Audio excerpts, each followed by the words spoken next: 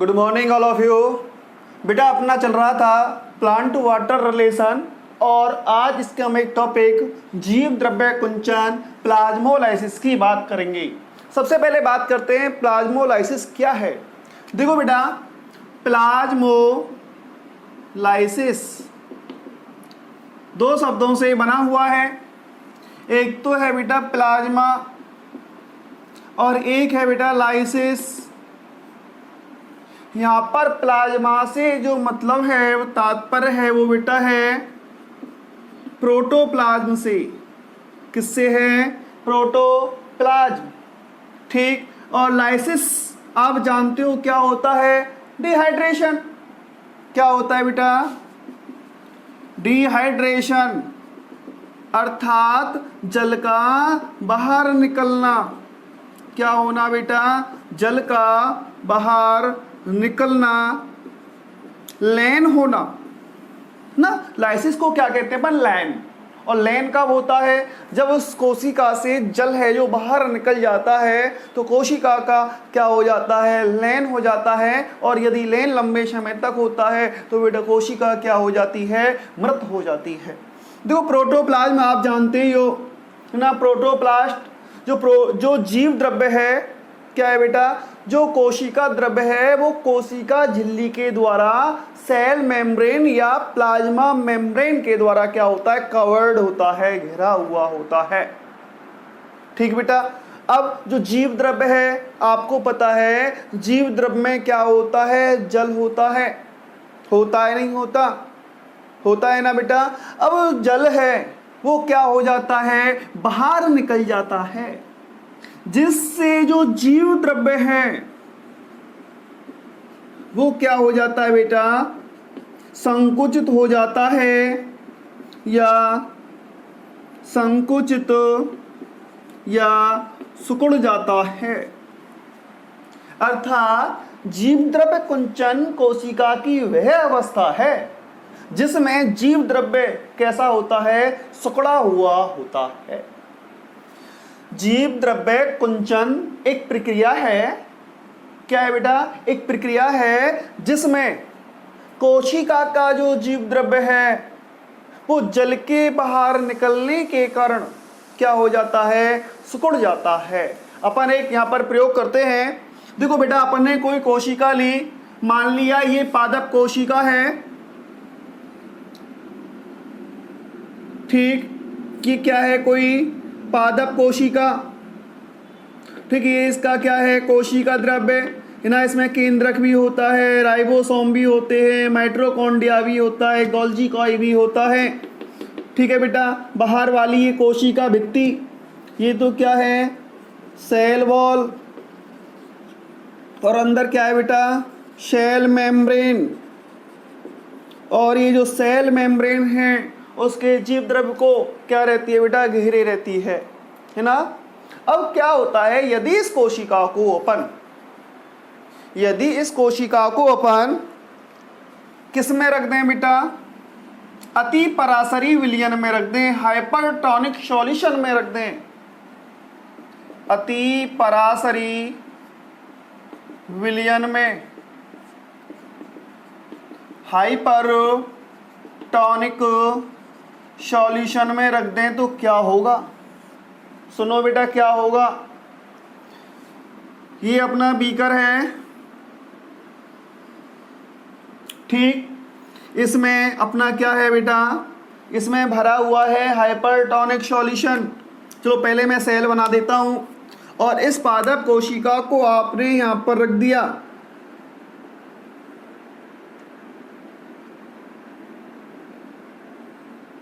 ठीक है बेटा। ये पादप कोशिका है, प्लांट सेल है। और इसमें जो भरा हुआ है वो विलयन कौन सा है? Hypertonic solution.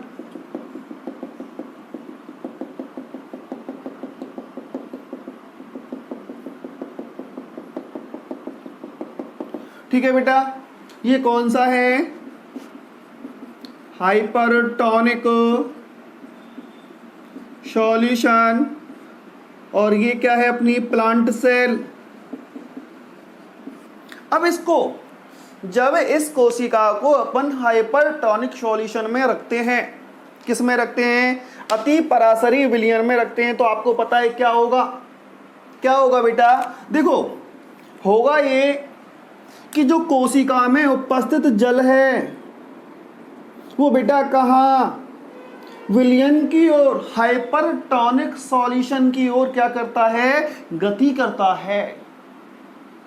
अर्थात जीव द्रव में उपस्थित जल उस झिल्ली के बाहर अर्थात अर्ध पारगम्य झिल्ली के माध्यम से कहाँ आता है, बाहर की ओर आता है।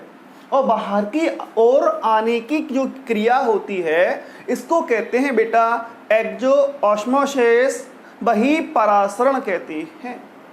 अब जब बहिःपरासरण होगा तो जल बेटा कहाँ पर आ जाएगा, कहाँ पर आ जाएगा, इस हाइपरटोनिक सॉल्यूशन में। तो ये जो कोशिका है, अब इस कोशिका की स्थिति क्या होगी, देखो कोशिका की स्थिति ऐसी होगी, ये तो है इसकी भित्ति, ठीक है बेटा, क्या है ये, भित्ति, और इसका जल क्या हो गया बेटा, बाहर निकल गया। तो जीव द्रव्य क्या होता है, सिकुड़ जाता है ना, झिल्ली सहित, कोशिका झिल्ली सहित जो जीव द्रव्य है सिकुड़ जाता है, लेकिन कोशिका भित्ति नहीं सिकुड़ती। ये जो कोशिका कहलाएगी, अब क्या कहलाएगी बेटा, जीव द्रव्य कुंचित कोशिका प्लाज्मोलाइज्ड सेल कहलाती है। और ये जो प्रक्रिया है वो प्लाज्मोलाइसिस कहलाती है। क्या कहलाती है, प्लाज्मोलाइसिस कहलाती है। समझ में आया, दोबारा से सुनो, देखो जीव द्रव्य कुंचन को सबसे पहले डिफाइन किया था डी वेरीज ने, किसने, डी वेरी ने सबसे पहले डिफाइन किसने किया था बेटा, डी वेरी ने। अब इसको डिफाइन कैसे करेंगे, जैसा कि मैंने आपको बताया, क्या बताया बेटा, यदि पादप कोशिका को अपन, यदि किसी पादप कोशिका को, लिखूं क्या, चलो लिखता हूं, यहां पर लिख देता हूं बेटा, पहले आप इसका स्क्रीनशॉट ले लीजिए, ठीक है ना, जल्दी से। चलो अपने पास यहां जगह है, यहां लिख देता हूं, यदि पादप कोशिका को लंबे समय तक अति पराशरी विलयन में, अति पराशरी विलयन में रखा जाए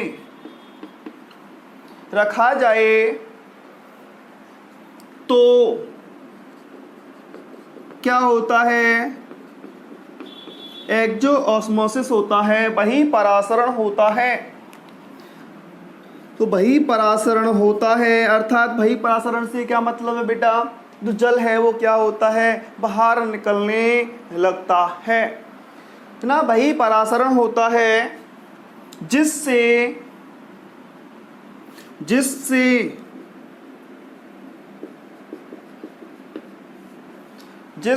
कोशिका का जीव द्रव्य सिकुड़ने लगता है, संकुचित होने लगता है, सिकुड़ने लगता है। और कोशिका की यह स्थिति ना बेटा, कोशिका की ये जो स्थिति है वो क्या कहलाती है, जीव द्रव्य कुंचित कोशिका।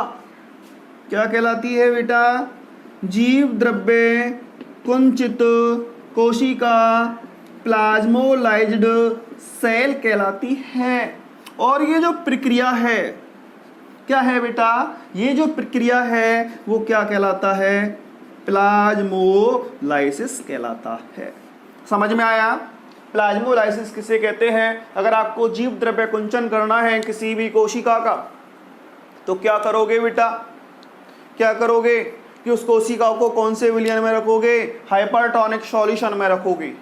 किस में रखोगे, सांद्र विलयन में रखोगे, हाइपरटोनिक सॉल्यूशन में रखोगे, और जब हाइपरटोनिक सॉल्यूशन में उसे रखा जाता है तो उसमें एक्जोऑस्मोसिस की वही परासरण की क्रिया होती है जिससे जल बाहर निकलता है और झिल्ली सहित जो जीव द्रव्य है बेटा वो सिकुड़ जाता है, और सिकुड़ने वाली जो स्थिति है ये क्या कहलाती है? जीव द्रव्य कुंचित कोशिका। और ये जो प्रक्रिया होती है वो क्या कहलाती है? जीव द्रव्य कुंचन प्लाज्मोलाइसिस कहलाता है। क्या कहलाता है? अब जीव द्रव्य कुंचन की जो प्रारंभिक अवस्था होती है क्या होती है बेटा? जीव द्रव्य कुंचन की प्रारंभिक अवस्था अर्थात जीव द्रव्य कुंचन प्रारंभ होता है। देखो, पूर्ण जीव द्रव्य कुंचित कोशिका क्या होगी? अंत में नष्ट हो सकती है। क्या हो सकती है बेटा? लेकिन जिसमें प्रारंभिक जीव द्रव्य कुंचन होता है वो नष्ट नहीं हो सकती। क्या नहीं हो सकती? क्योंकि उसमें थोड़ा बहुत क्या होता है बेटा? जल होता है। और जब जल पूर्णतः जीव द्रव्य से बाहर निकल जाता है तो कोशिका में आपको पता है क्या होगा? उपापचय क्रियाएं संपन्न नहीं होगी और जो सेल है वो क्या हो जाती है बेटा? डेथ हो जाती है। ठीक है, अब सुनो। ठीक है, स्क्रीनशॉट ले लिया?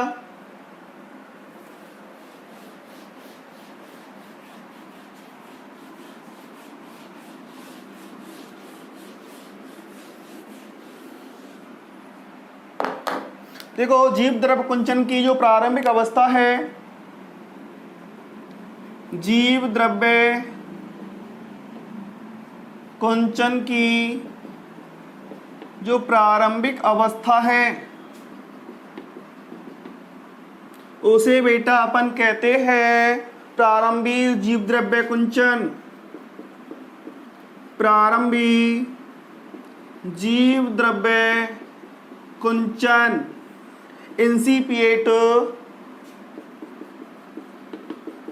इंसिपिएंट प्लाज्मोलाइसिस क्या कहते हैं? प्लाज्मोलाइसिस कहते हैं। देखो, इस अवस्था में तो कोशिका क्या होगी बेटा? जीवित। अगर आपने क्या कर दिया? लंबे समय तक जीव द्रव्य कुंचन कर दिया और जो कोशिका है पूर्ण तरह कैसी हो गई? जीव द्रव्य कुंचित हो गई, तो अंत में उसकी क्या हो जाती है? डेथ हो जाती है। ठीक, अपने पास यहां पर एक कोशिका है बेटा। कौन सी कोशिका? देखो, चित्र देख के बताओ।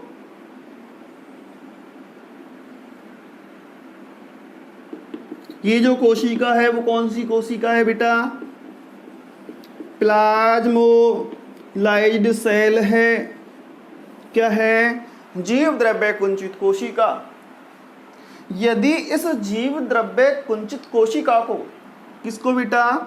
यदि इस जीव द्रव्य कुंचित कोशिका को जल या अल्प पराशरी विलयन में अगर इसका स्थानांतरण अपन कहाँ कर दें? जल या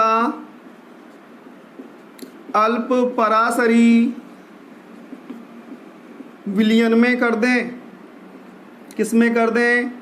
जल या अल्प पराशरी विलयन में कर दें। देखो, करते हैं। जैसे कि अपन ने ये बीकर लिया और बीकर में क्या भर लिया बेटा? इसमें आपने ये जो बीकर लिया है इसमें आपने भरा है कौन सा सॉल्यूशन?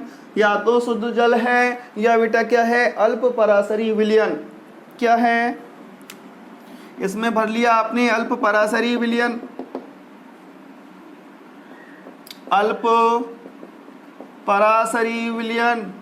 ठीक, अब इसमें अपन इस कोशिका को ट्रांसफर करते हैं। कौन सी कोशिका को? जीव द्रव्य कुंचित कोशिका को। ठीक है बेटा, ये आपने यहाँ पर स्थानांतरित कर दी। तो अब क्या होगा ना? पूर्ण तरह जीव द्रव्य कुंचित नहीं है, वो प्रारंभिक अवस्था में है। क्या है बेटा? प्रारंभिक जीव द्रव्य कुंचित कोशिका को यदि अपन अल्प पराशरी विलयन में रख दें तो क्या होगा ये बेटा, तो जल के अणु हैं वो बाहर से अंदर की ओर, कहां से? बाहर से अंदर की ओर क्या करेंगे बेटा? प्रवेश करेंगे। तो इस क्रिया को अपन क्या कहते हैं? एंडो ऑस्मोसिस कहते हैं। अंतः परासरण कहते हैं। और अंतः परासरण होगा, क्या होगा बेटा, अंतः परासरण की जब क्रिया होगी एंडो ऑस्मोसिस होगा, एंडो ऑस्मोसिस होगा तो वो कोशिका कैसी हो जाती है, टर्जिड हो जाती है। क्या हो जाती है बेटा, स्फीत हो जाती है।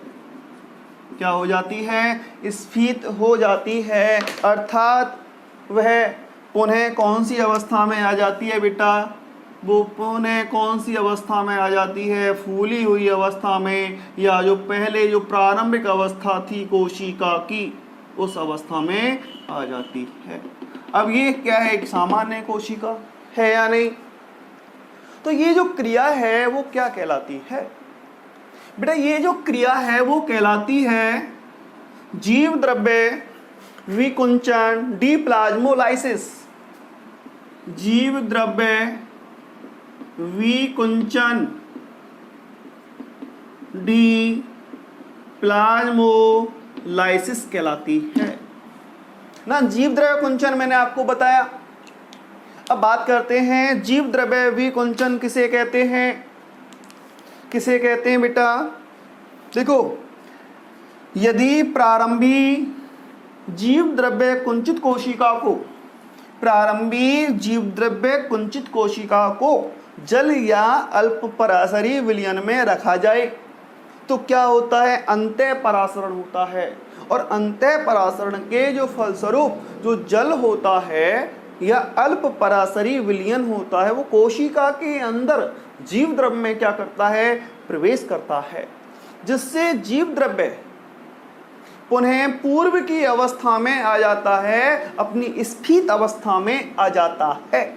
और ये जो प्रक्रिया होती है वो बेटा क्या कहलाती है, जीव द्रव्य विकुंचन कहलाती है। लिख रहा हूं मैं, देखो, यदि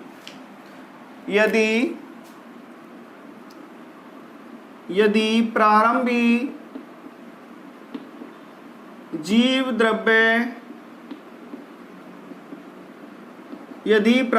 जीव द्रव्य कुंचित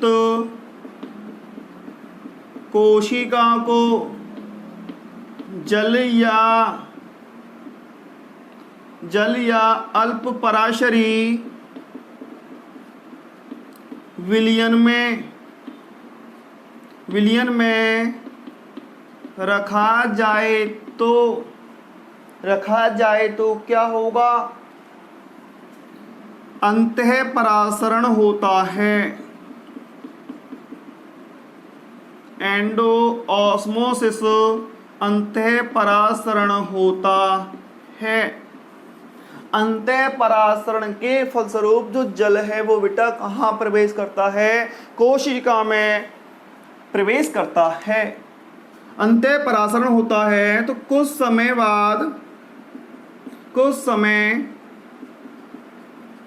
बाद कुंचित जो जीव द्रव्य होता है या सुकड़ा हुआ जो जीव द्रव्य होता है, जीव द्रव्य बेटा फैलना क्या हो जाता है, प्रारंभ हो जाता है। ठीक है ना। जो सुकड़ा हुआ जीव द्रव्य है वो जल को अवशोषित करता है, जल उसमें प्रवेश करता है, अवशोषित नहीं बेटा, जल उसमें प्रवेश करता है, जिससे वो क्या होता है, फैल जाता है। और यही जो प्रक्रिया है वो क्या कहलाती है, जीव द्रव्य विकुंचन कहलाती है।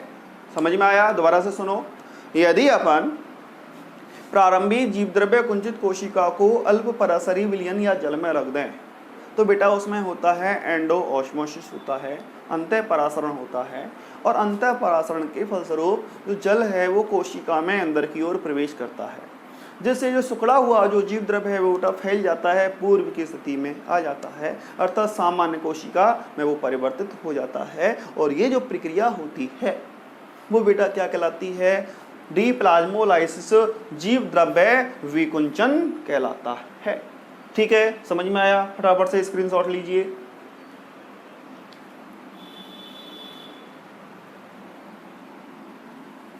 अब इसका जीव द्रव्य कुंचन का अपन प्रयोग द्वारा प्रदर्शन करेंगे।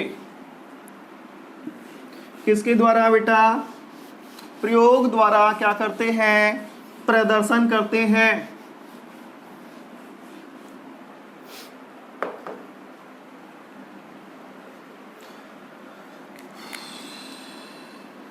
सुनो, देखो बेटा, जीव द्रव्य कुंचन का या प्लाज्मोलाइसिस का प्रयोग द्वारा प्रदर्शन, और जीव द्रव्य कुंचन को एक पादप है बेटा, उसका नाम है रोहियो डिस्कलर। पादप की पर्णों में आसानी से देखा जा सकता है। किसमें बेटा? रोहियो डिस्कलर में। देखो, रोहियो डिस्कलर के पादप की क्या लेते हैं? पर्ण लेते हैं। और पर्ण की भी बेटा क्या ली जाती है? लोअर हाइपोडर्मिस ली जाती है। निचली क्या ली जाती है बेटा? अधिचर्म ली जाती है। और इस जो निचली अधिचर्म होती है, इसका रंग होता है बेटा कैसा होता है? बैंगनी होता है। क्या होता है? बैंगनी होता है। आपने पर्ण ली, पर्ण की निचली अधिचर्म ली, और अधिचर्म का जो रंग होता है वो बेटा कैसा होता है? बैंगनी रंग का होता है। अब सुनो, क्या होता है कि जो निचली अधिचर्म ली, इनके अपन कर लेते हैं बेटा दो टुकड़े, है ना? एक टुकड़ा और टुकड़ा नंबर दो टुकड़े कर लिए बेटा। जो पहला टुकड़ा था उसको रखा अपन ने जल में। किस में रखा? जल में रखा। किसके? निचली अधिचर्म के एक टुकड़े को बेटा किस में रखते हैं? जल में रखते हैं। और दूसरे टुकड़े को अपन चीनी के घोल में, चीनी के घोल में। कुछ समझ में आ रहा है यहाँ पर? देखो बेटा, चीनी का जो घोल है वो है हाइपरटोनिक सॉल्यूशन। ये क्या है? हाइपरटोनिक सॉल्यूशन है। और ये बेटा क्या है? Hypotonic solution. हाइपोटोनिक क्या है? ये सॉल्यूशन है। ठीक, अब इनको रख दिया। कुछ समय के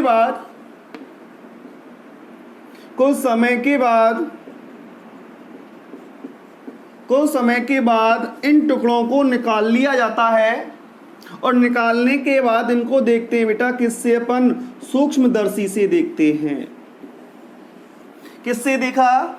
सूक्ष्मदर्शी से देखा। जब पहले टुकड़े को इन्होंने जो जल में रखा हुआ था, जल में रखे हुए इस टुकड़े को जब सूक्ष्मदर्शी से देखा तो इसकी कोशिकाएं बेटा कैसी थी? स्फीत थी। कैसी थी? सलथ थी, सॉरी, है ना, टर्जिड थी। कैसी थी बेटा? स्फीत थी। जबकि बेटा जो हाइपोडर्मिस का अधिचर्म का जो टुकड़ा किस में रखा हुआ था? चीनी के घोल में रखा हुआ था। उसकी जो कोशिकाएं थी वो बेटा कैसी थी? सलथ थी।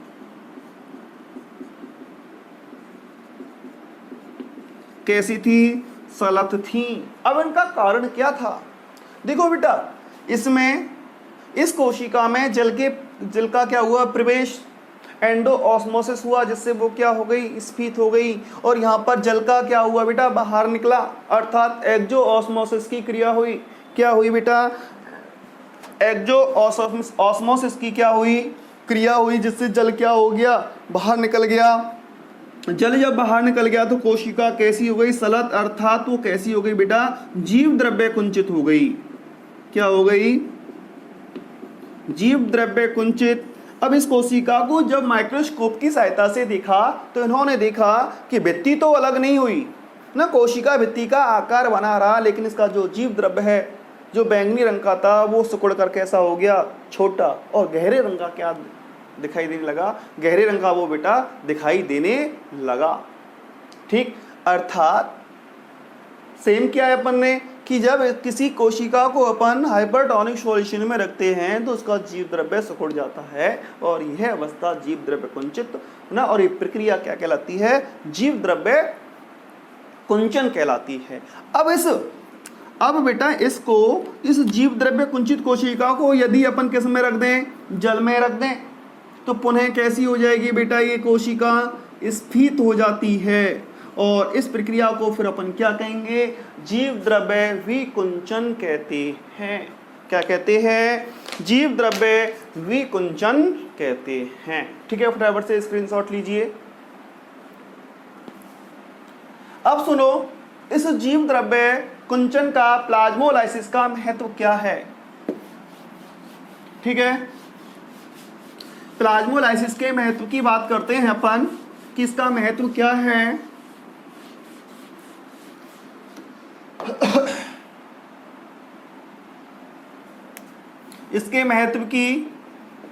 इसका महत्व क्या है, सुनो। देखो, जो जीव द्रव्य कुंचन होता है, जो प्लाज्मोलाइसिस होता है, वो हमेशा जीवित कोशिका में होता है, मृत कोशिका में नहीं होता। अर्थात इस प्रक्रिया के द्वारा अपन किस में बेटा, इस प्रक्रिया के द्वारा जीवित व मृत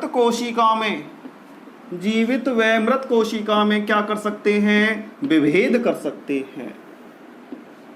ठीक है बेटा, कौन सी कोशिका जीवित है, कौन सी कोशिका मृत है, कौन सी प्रक्रिया के द्वारा विभेदित किया जा सकता है, प्लाज्मोलाइसिस के द्वारा किया जा सकता है।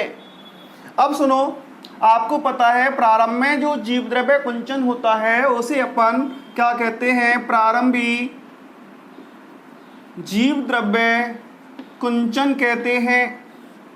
और प्रारंभी जीव द्रव्य कुंचन के द्वारा अपन परासरण दाब को ज्ञात कर सकते हैं, ऑस्मोटिक प्रेशर को ना, किसको बेटा, ओपी को क्या किया जा सकता है, ज्ञात किया जा सकता है। जीव द्रव्य कुंचन के द्वारा परासरण दाब को आसानी से ज्ञात किया जा सकता है।